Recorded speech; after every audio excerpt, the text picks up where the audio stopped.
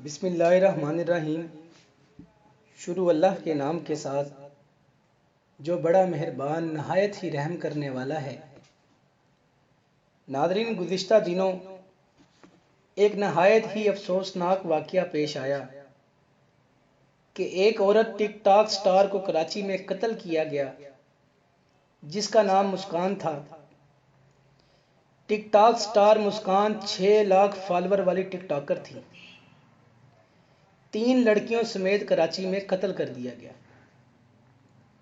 ناظرین، میرا اس ویڈیو کا بنانے کا مقصد کسی کی تذلیل کرنا یا کسی کی برائی کرنا نہیں ہے۔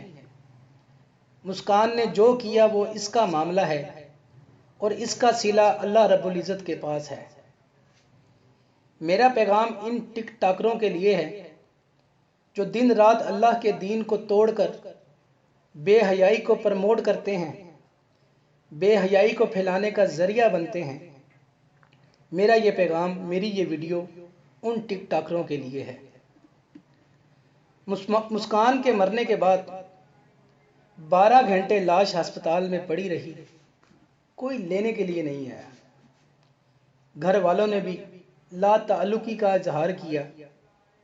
ان کی ایک ویڈیو پر لاکھوں ویوز آتے تھے، لیکن اب میت لینے کے لیے ایک بھی بندہ نہیں آ رہا۔ اللہ کے لیے کچھ اپنے آپ پر رحم کرو، اپنی حالت پر ترس کھاؤ۔ یہ دکھاوے کی دنیا ہے، خود کو چند لائکس کمنٹ لینے کے لیے تباہ مت کرے۔ فار یو پر آنے کے لیے ان سے لاکھوں لوگ ملنا چاہتے تھے، اب جنازے کے لیے کوئی کندھوں پر اٹھانے کے لیے بھی تیار نہیں ہے۔ بے حیائی والی زندگی گزارنے والوں کے لیے سب سے بڑی نصیحت ہے یہ۔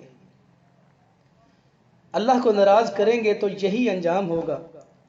وقتی خوشی، سستی شہرت کی خاطر بے حیائی کو اپنا کر ہم اپنی دنیا اور آخرت دونوں کو تباہ کیے جا رہے ہیں۔ یاد رکھو، اللہ رب العزت نے قرآن کریم میں فرمایا، جو لوگ مسلمانوں میں بے حیائی پھیلاتے ہیں ان کے لیے دنیا اور آخرت میں دردناک عذاب ہے۔ اللہ سب کچھ جانتا ہے اور تم کچھ بھی نہیں جانتے۔ سورہ النور آیت نمبر 19۔ ایک دوسری جگہ سورہ الاعراف کے اندر اللہ کریم نے مزید فرمایا، اے محمد صلی اللہ علیہ وآلہ وسلم، آپ فرما دیجئے کہ میرے رب نے تو بے حیائی کے کاموں کو حرام قرار دیا ہے، چاہے وہ بے حیائی کھلی بھی ہو یا چھپی بھی ہو۔ سورہ اعراف آیت نمبر 33۔ ناظرین، اوپن مائنڈڈ ہونے کے چکر میں لوگ یہاں بےہودہ اور بے شرم ہوتے جا رہے ہیں۔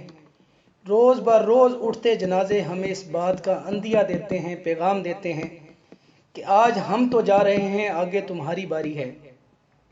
موت ایک ایسی چیز ہے جس کا ذائقہ ہر انسان کو، ہر جاندار چیز کو ضرور چکھنا ہے۔ یاد رکھیے، جتنا ٹک ٹاک بنانے والے کو گناہ ہوتا ہے اتنا بے حیائی دیکھنے والے کو بھی ہوتا ہے۔